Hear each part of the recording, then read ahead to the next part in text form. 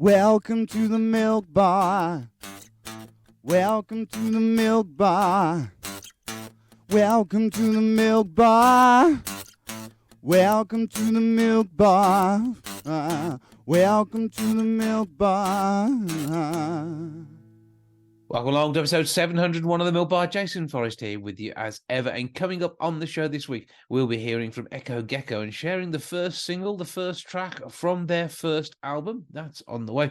We'll be finding out about a prostate cancer awareness event taking place at Molyneux this week. We have a natter with George Clarke. He has been designing a sofa for the team at Sofology and knows a thing or two about making sure your home looks right. You've seen him on the telly doing all of that. We'll be catching up with him. Plus, Zoe Birkett, a.k.a. the Spirit of the Ring, will be along. She is performing at Wolverhampton's Grand Theatre in the panto Aladdin, which all gets going this week. On top of that, we'll also be hearing about A Christmas Carol. Christopher Commander is up to something there. We'll be finding out about what he's doing too. That's all on the way on the show this week.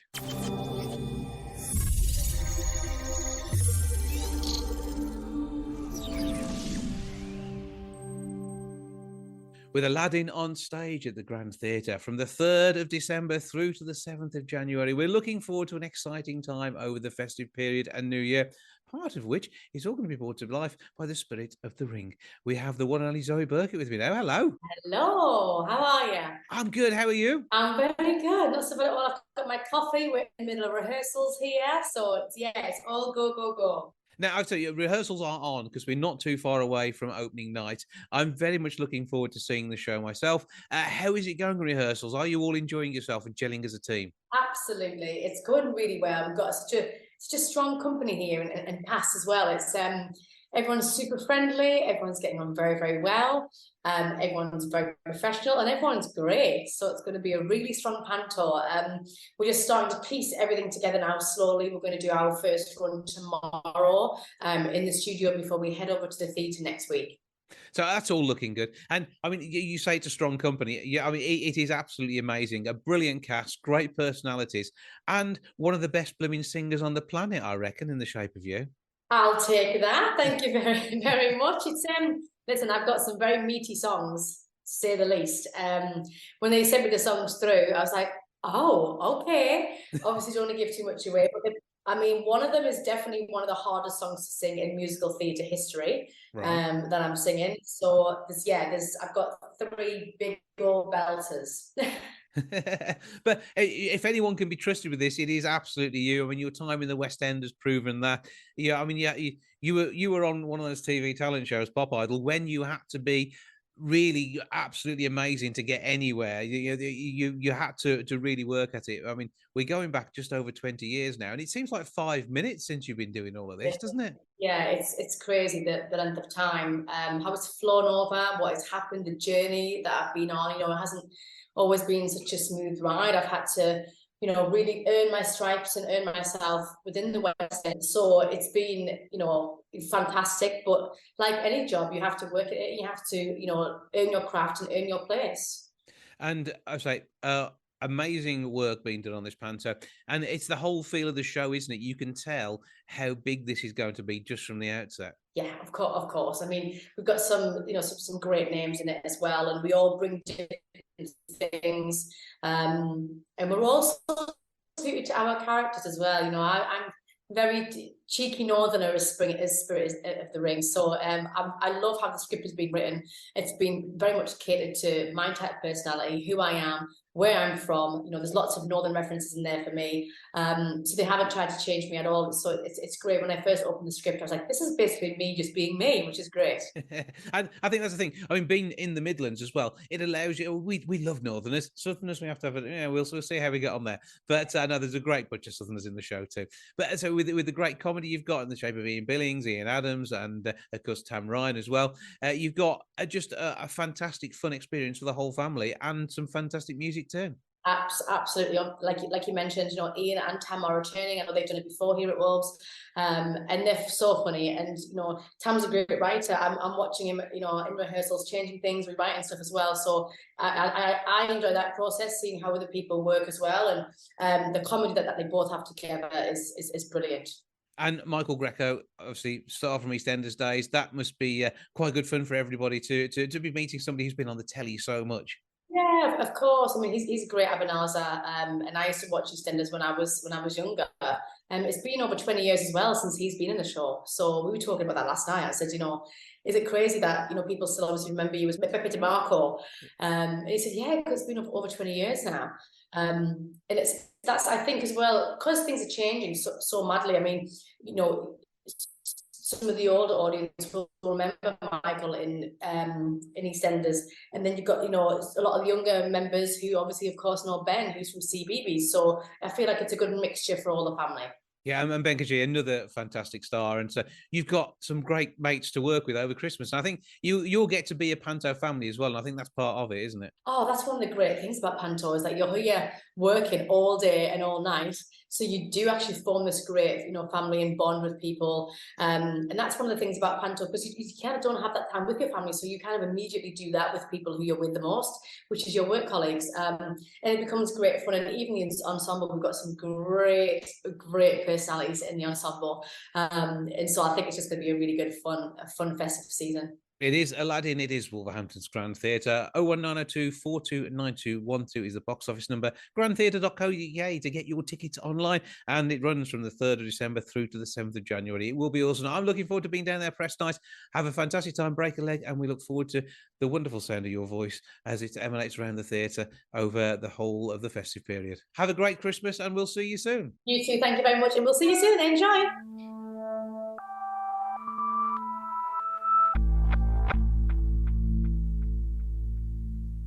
When it comes to our sofas, they hide some secrets. We spend an awful lot of time on them, and we tend to keep them around for 8 years.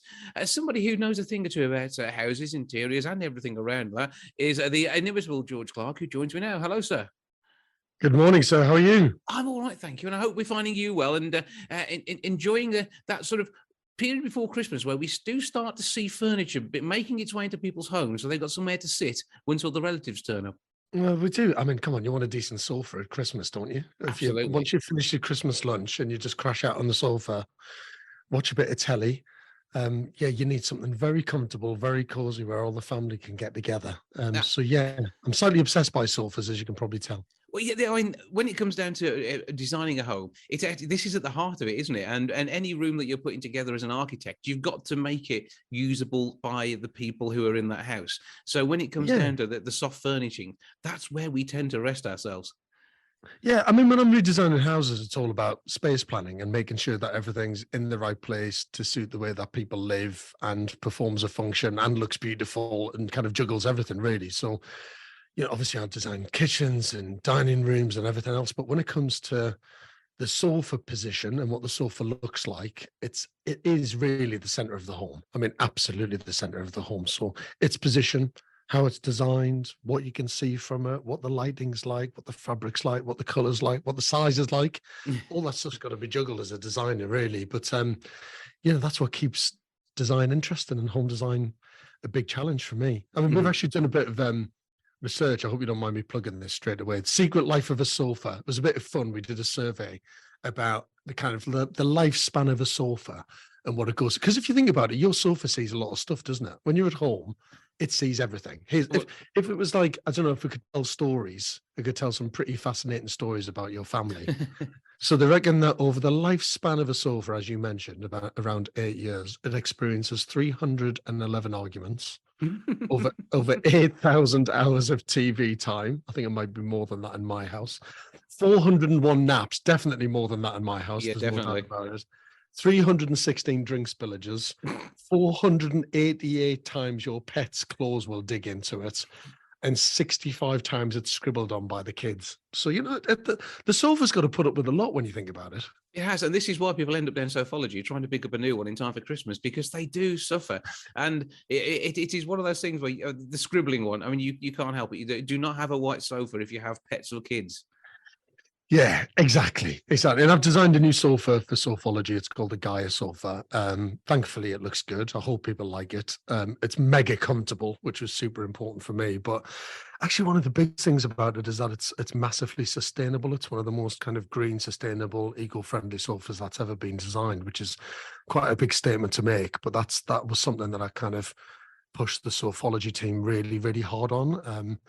It's one of the first sofas that can be very easily dismantled. It's staple free, which might not sound that fascinating, but from a design perspective, that was one of the biggest challenges ever. You know, the upholstery industry and the sofa industry use millions and millions of staples that can cause kind of damage to the fabric and damage to timbers when it's being dismantled. And that makes a lot of those components quite hard to recycle.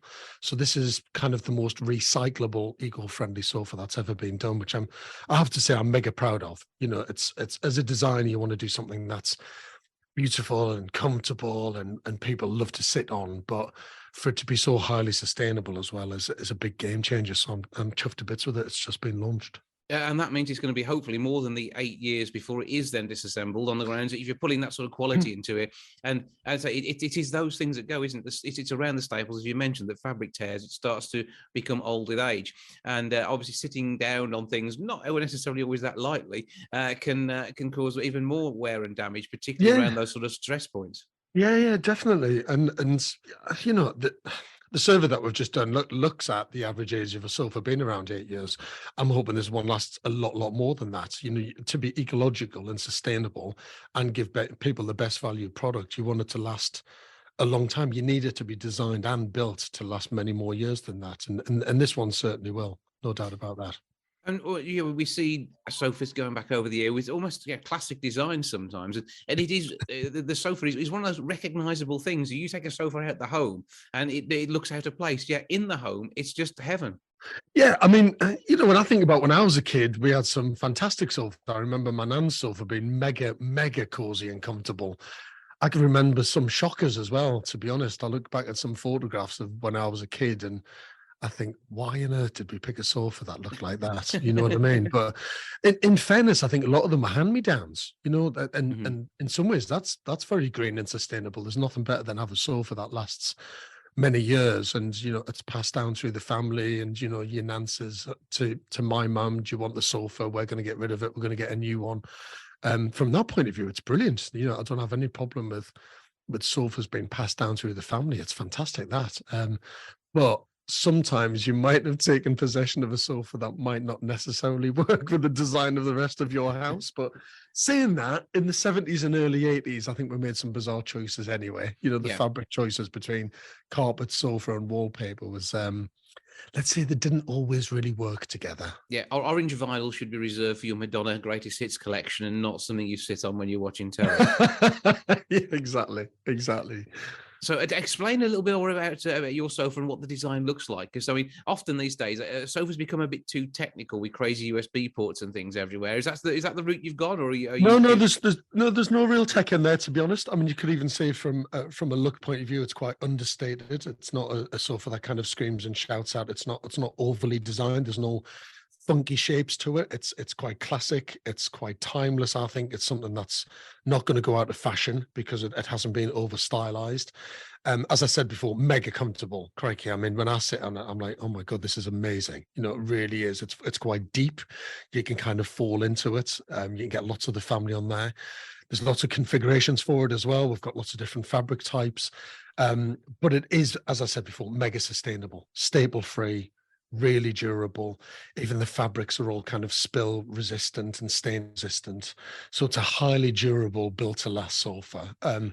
Some quite subtle colors as well. I mean, we've got a kind of a slightly greenish color, which is the one that I've picked for my house. It's a kind of lightish green. It looks very beautiful and very natural. So yeah, I'm hoping people really, really love it. As I say, understated, but beautifully done. And the most important thing is just to fall into it, you know, literally fall into it and just, I'd be amazed if people don't fall in love with it because it's that comfortable. And now there's a number of names that stand out when it comes to historic sofas. Does this mean in years to come on these antique shows on telly, people will be sitting down on a George Clarke? I'd love that. That'd be fantastic. An antique George Clarke sofa. Well, if that's the case, that means it's stood the test of time and it's definitely been built to last, which is what it should be. That's the plan anyway. And what else have you got going on at the minute? Are we seeing you in any interesting spaces in the near future? Lots. Crikey, it's mega busy. It always seems to be. I've just come back from Alaska. I've just filmed the snow special, you know, the winter special for Channel 4, which will be out just before Christmas, obviously. I'm just finishing off a brand new series of amazing spaces. It's our 10th anniversary 10th That's anniversary crazy. series. You know, it's mad, isn't it? It seems to have flown by. So I think it's January the 9th.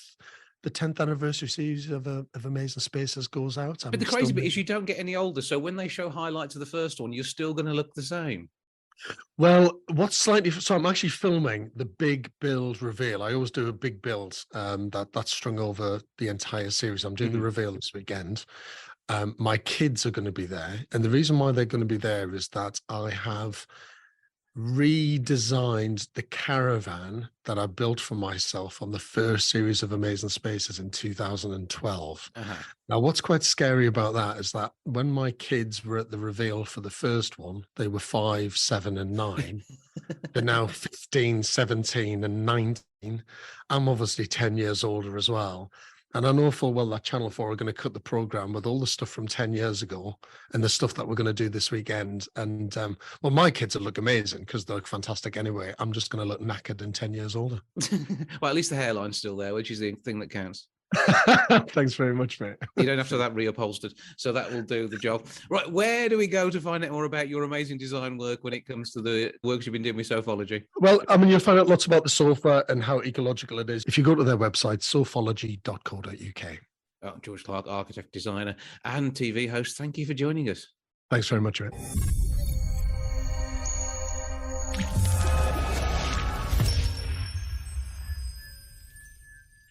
Gecco have an album which is going to be wowing audiences. I think it's going to be a mainstay of Christmas stockings across the nation. I'm joined now by John and Josh from the band to tell me more. Hello, lads. Hi, Jason.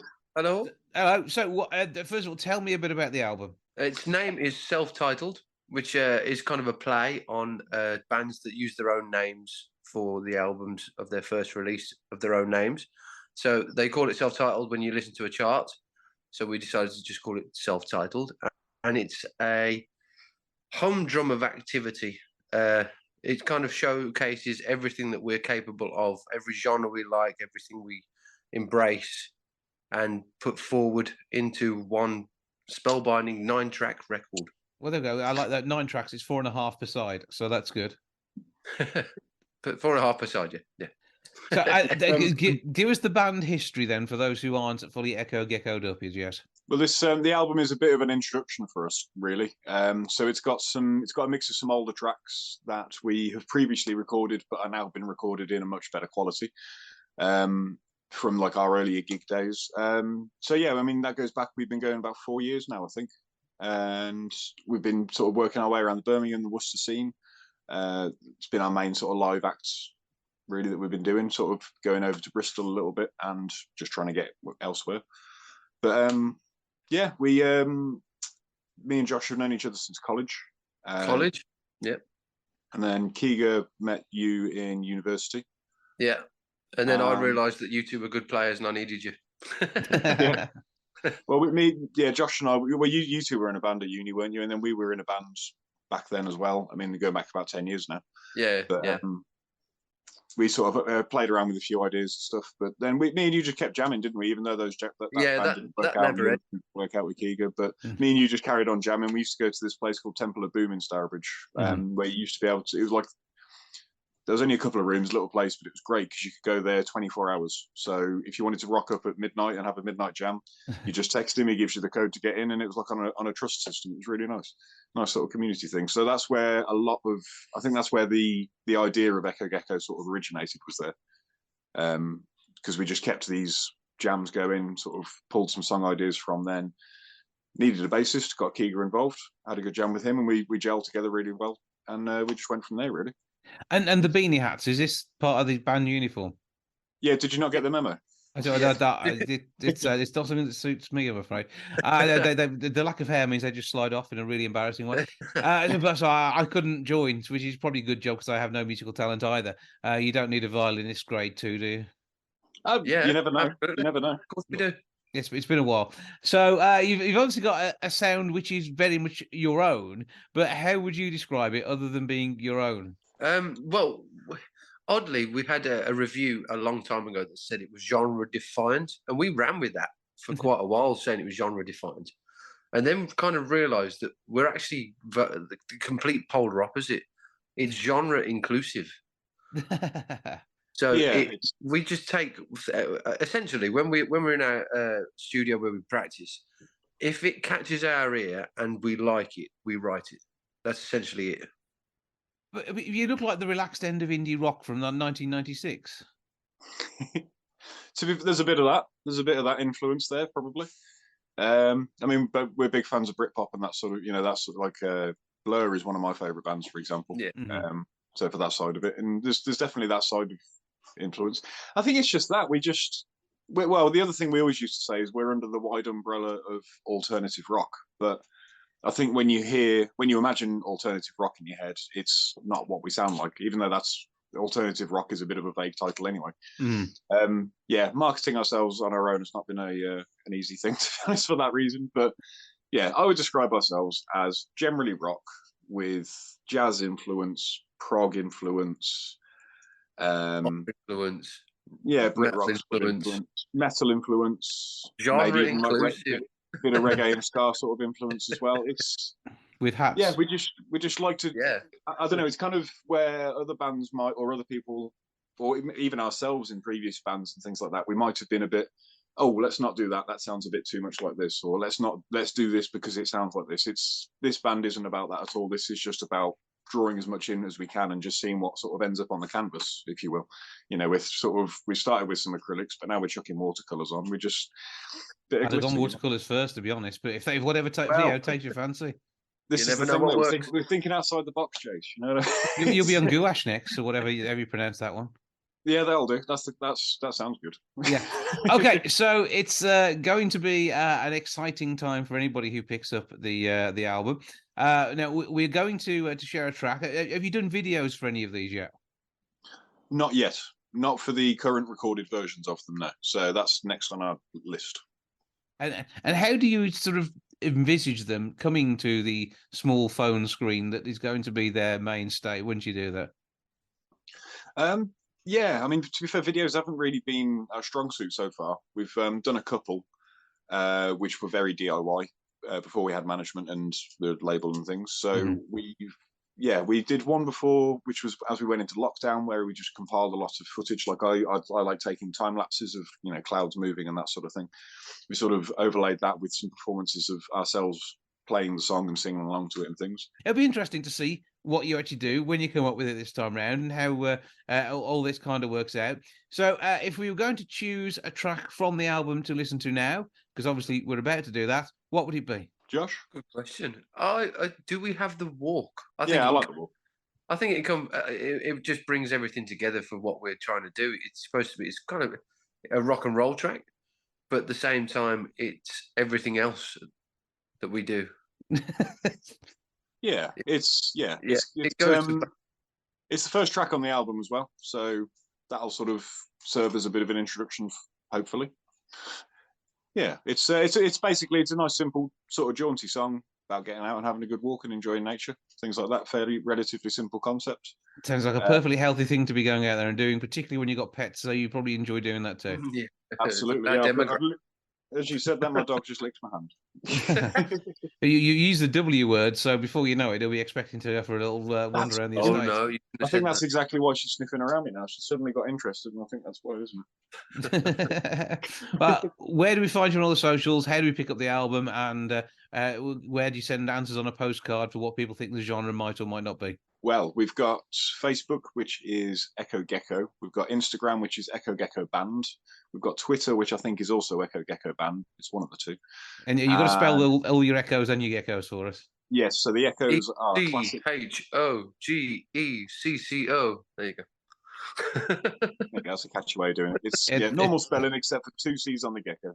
Yeah, that's a hidden track on the album, isn't it, that one? Yes, but you unlock it. That's just for you, mate. That's just for you. It's when you play it backwards. You can have that one, Jeff. It's going to be amazing. Enjoy what you're doing, as we will continue to enjoy whatever it is you're doing as well. We look forward to album number 2 and however long that will take. But any gigs on the way? Yeah, we're doing a record store appearance at Record Culture in Stourbridge on the 10th of December in the afternoon, and on the same day we're playing at Paradiddles in Worcester on the night. That's all a thing. Well, Josh, thank you both for joining us. Thank you very much. No problem at all. Thanks for having us.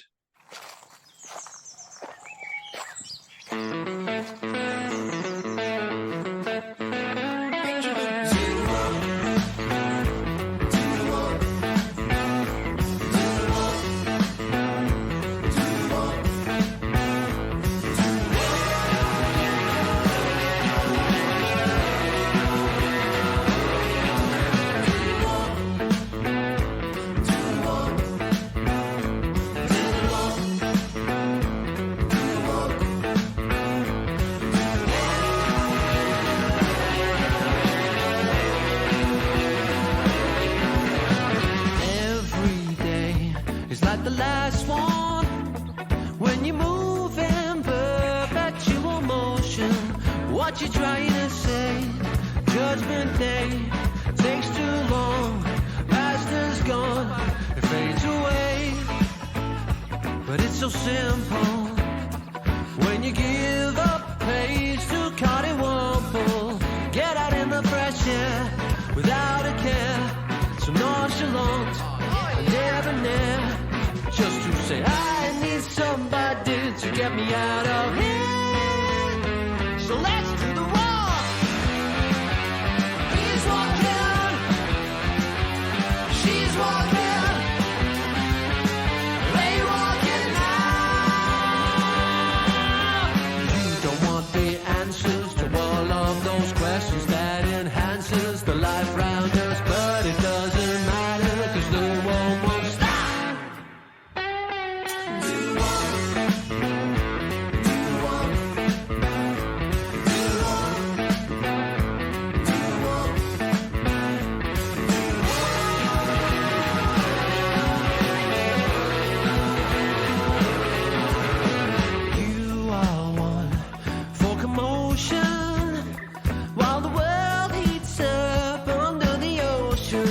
Nothing will be postponed, no profit stone, no big mistake, all to make the happy close.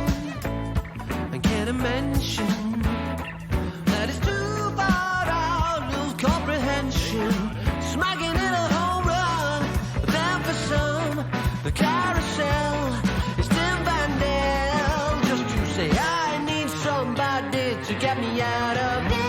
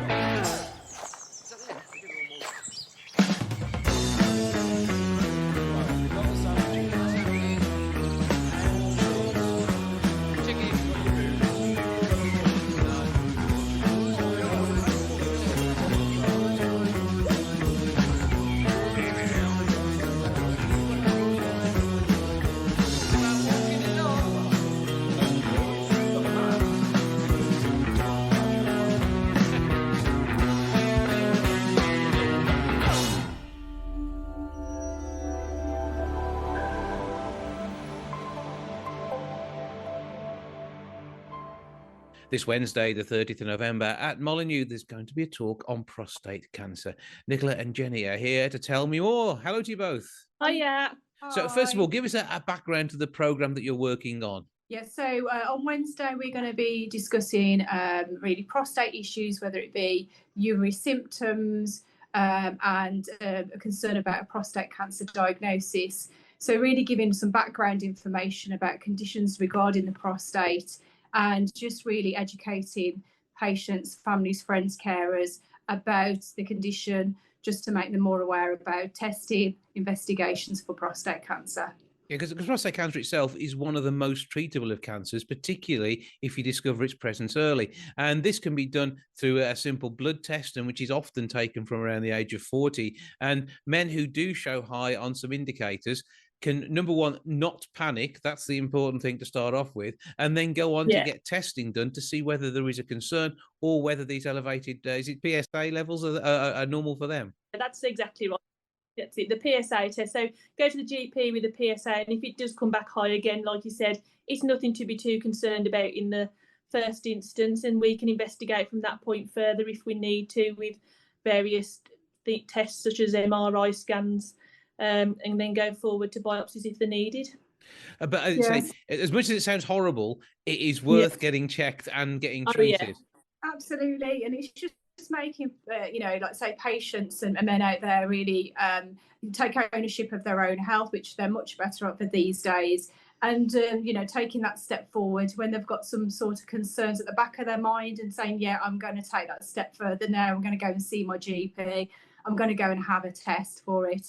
And then we're going to give some reassurance about what that tests involve. And I say, some men are thinking, it's going to be embarrassing, but we'll give that reassurance. Those tests and investigations are done in a way that we try and keep the patient calm and comfortable. And like I say, the most important thing is they get investigated and tested. And if you catch these prostate cancer early, it can be treatable. Yeah, and it can be treatable in a very low invasive way as well. That's the other good thing too. So this event itself, a chance to come along and find out, or is it maybe the starting point to a journey for somebody who has concerns? Both really. So if anyone does, any men, wives are more than welcome to come along too. And it's basically if they've got any worries, or it can be just a general chat. We said we're more than happy to speak to gentlemen afterwards, answer questions, and we're more than happy to see men and women, afterwards privately too, and have a one-to-one conversation if they don't feel like putting it out there in front of people. But it is the start of a journey that they might not realise, that they've got these problems until it's spoke about. Yeah, because the importance is getting the blood test. That's a big one, and that is something which can be done without cost on the NHS for those who are. Is it over 40? Yeah, so men over 40 and higher risk gentlemen with a family history or black heritage, then we would recommend their PSAs taken. And really, it's pushing that forward with the GP. Ideally, we like to see men be tested every year with a PSA. And then if that is raised above their normal range, then that triggers a referral to us via the GP.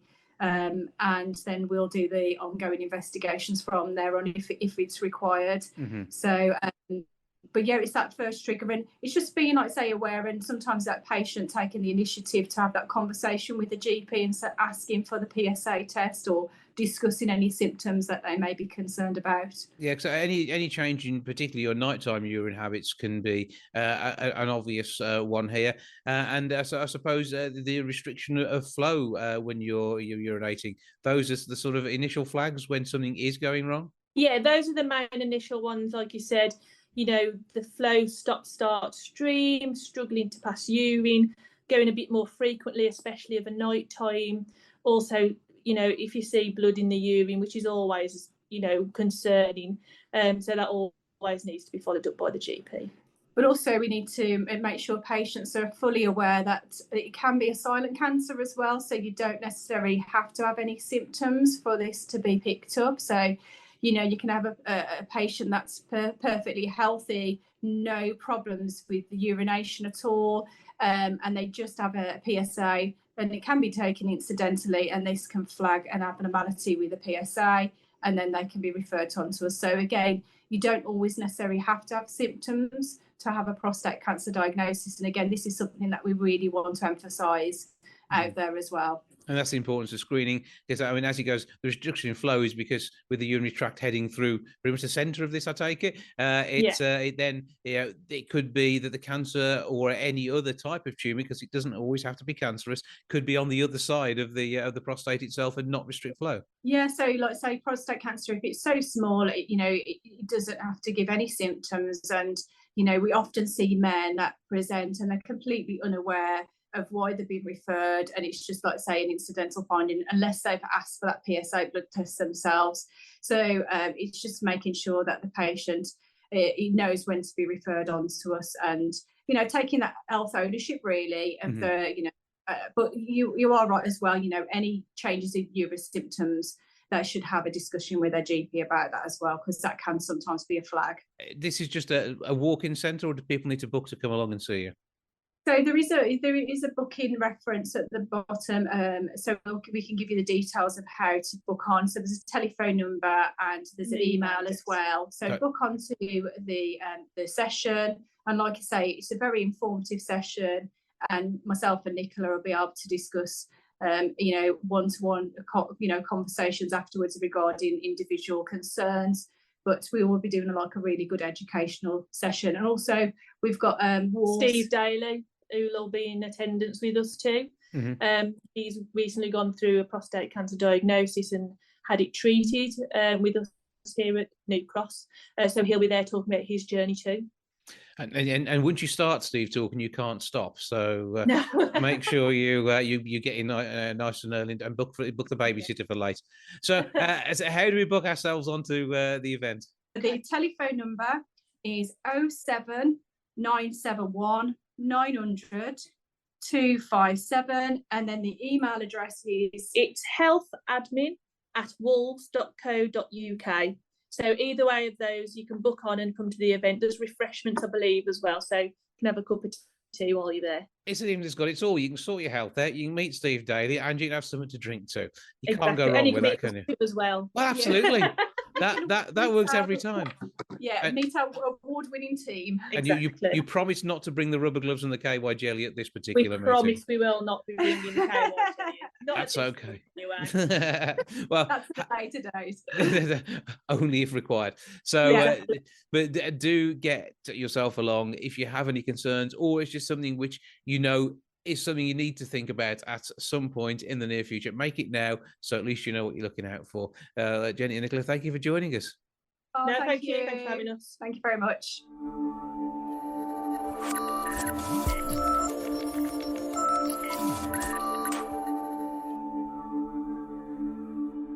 St Mary's Guildhall in Coventry is playing host to a Christmas carol. Christopher Commander is going to be in the guise of somebody with a top hat who knows the tale, and he's here to tell me more. Hello, sir. Nice. That was a good intro. Hello, how are you? I'm all right. Long time no speak. Long time. Too long. It's always too long. You were doing something bard-based last time we spoke, and this time you're here with something festive once more. Yes, this time we've shuffled out the Shakespeare and shuffled in the Dickens. So that wasn't meant to be a euphemism, but it sounded like one. It worked, whatever it was. Thank you. However, this is all going to be a glorious evening for groups of people who come along to an event taking place, as we say, over in Coventry, which is a little bit of a drive for both of us, but it sounds like it's well worth getting along to. It's going to be a lot of fun. So I'll take you through, if you're a patron coming to see our Victorian Christmas. So it's at the Guildhall, as you said, and it's separate shows throughout the day. So I'm there from about 10 o'clock in the morning till mid-afternoon, and every hour on the hour, I take a new group of people through.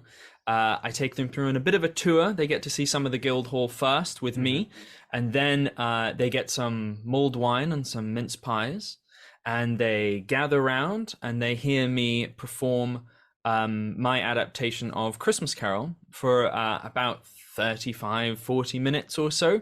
And then after the redemption of Scrooge, no spoilers there, I take them upstairs and they go to the absolutely beautiful Great Hall, and they get to be serenaded with some carols for the remainder of their hour. and then rinse and repeat for the whole day. It sounds like a fantastic way to spend an hour for that, though. It's jolly good fun and puts everybody in the mood for Christmas. And you've got, I think, 4 dates in all. However, one's already sold out, and there are other times selling out quickly. Yes. So I had a bit of a check.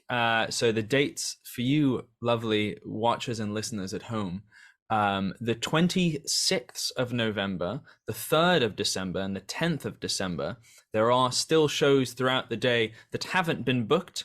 But double check the website just to be on the safe side. And give us that website.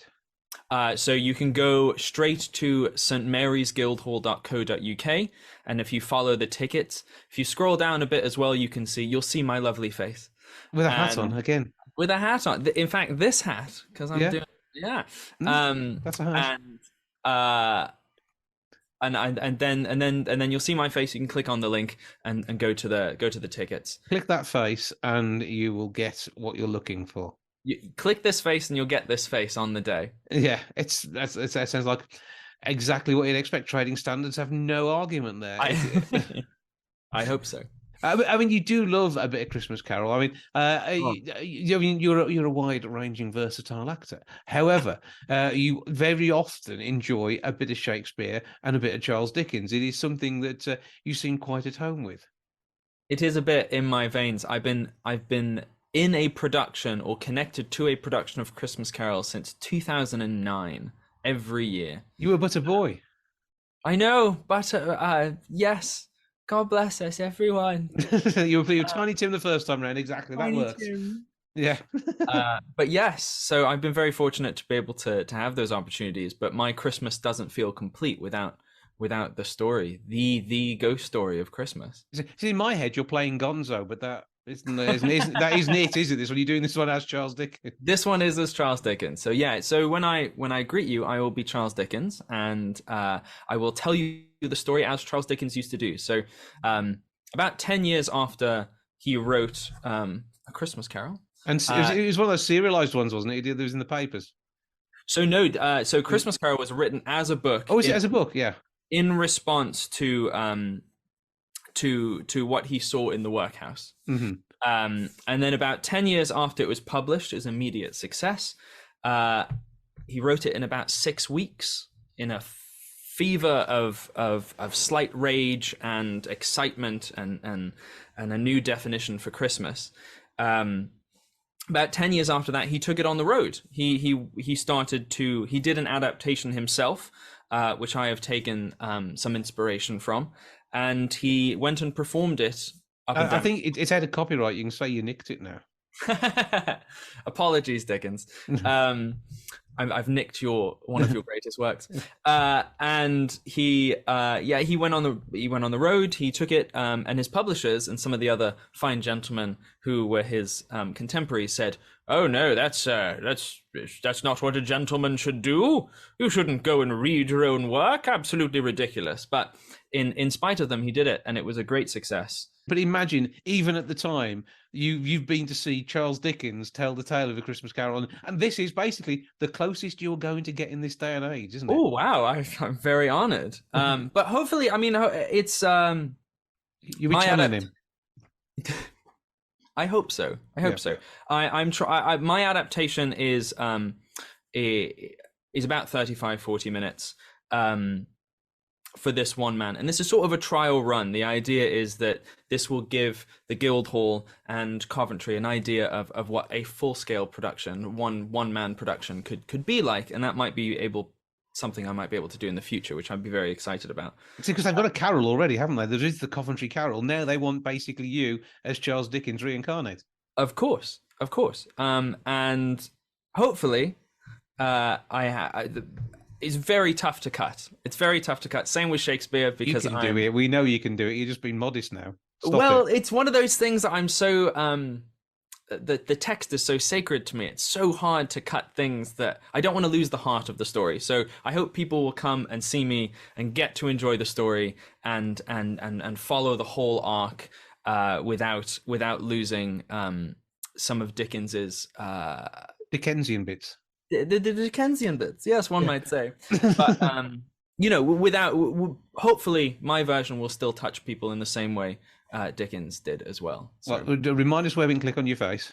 So you can click on my face if you go to stmarysguildhall.co.uk, scroll down a bit, you'll see all there. They're doing a huge Victorian Christmas thing throughout Christmas, and those special dates again are November the 26th, December the 3rd, and December the 10th. Find my face and I will see you on the day as Dickens. And do you know how pricing works, or does it vary depending on whether you've got a CV or CV Plus card? I don't know actually. It's all on the website, isn't it? It's on the website. I know they are. I know they're cheaper than standard normal rate tickets, but also you get your mulled wine and your mince pies, and you can relax and listen to me do a whole bunch of different voices and tell you the story of Christmas Carol. That works. I'm already sold. Christopher Commander, as ever, thank you for joining us. Have a brilliant Christmas if we don't speak before, and we look forward to making sure as many people as possible get along to the Guild in Coventry and do their bit. Take care.